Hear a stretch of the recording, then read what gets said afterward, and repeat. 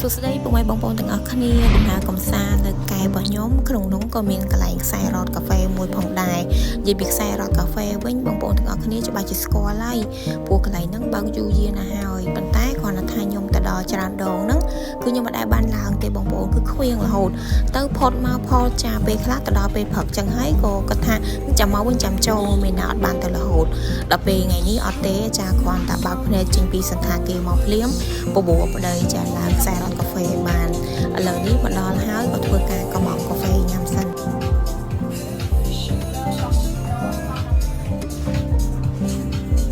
បន្ទាប់ពីខ្ញុំធ្វើការកំងរួចរាល់ហើយឥឡូវគឺចូលដល់វគ្គអូនជាណាម្ដងដោយសារតែអូនជាណាគាត់អាចញ៉ាំកាហ្វេបានទេដោយសារតែខ្ញុំទៅពេលព្រឹកអញ្ចឹងអត់សូវមានមនុស្សច្រើនទេហើយណាមួយយើងឡើងភ្នំអាកាសធាតុគឺត្រជាក់ស្រួលពេលព្រឹកខំម៉ោង9ចាគឺត្រជាក់ស្រួលហើយបើសិនជាល្ងាចអាចចាប់ពីម៉ោង3ជាងអញ្ចឹងណាហើយបន្ទាប់ពីខ្ញុំទទួលបានកាហ្វេដែរកន្លែងខ្ញុំអង្គុយនេះបងប្អូនគឺមើលពីលើទៅគឺឃើញឆ្នេរកែបតែម្ដងចាកន្លែងដែលបងប្អូនយើងលេង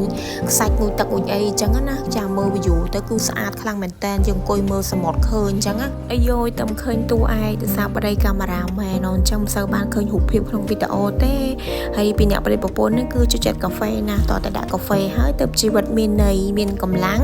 មាន power ឡើងទៅលើបន្តទៀតឥឡូវខ្ញុំមកដល់កន្លែងខ្សែរ៉តហើយចាគេជីខ្សែរ៉តអីគឺគេឡើងកន្លែងហ្នឹងណាហើយអូនចេណាគាត់ទាជីដែរអញ្ចឹងតែសំខាន់កន្លែងហ្នឹងគឺគេអត់អនុញ្ញាតឲ្យក្មេងជីទេខ្លាចគ្រូថ្នាក់អីអញ្ចឹងព្រោះរៀងខ្ពស់ដែរដូច្នេះវីដេអូខ្ញុំទៅលេងខ្សែរ៉តមានត្រឹមតែប៉ុណ្្នឹងទេបងប្អូនទាំងអស់គ្នាអរគុណសម្រាប់ការទស្សនាវីដេអូនេះពីដើមរហូតដល់ចប់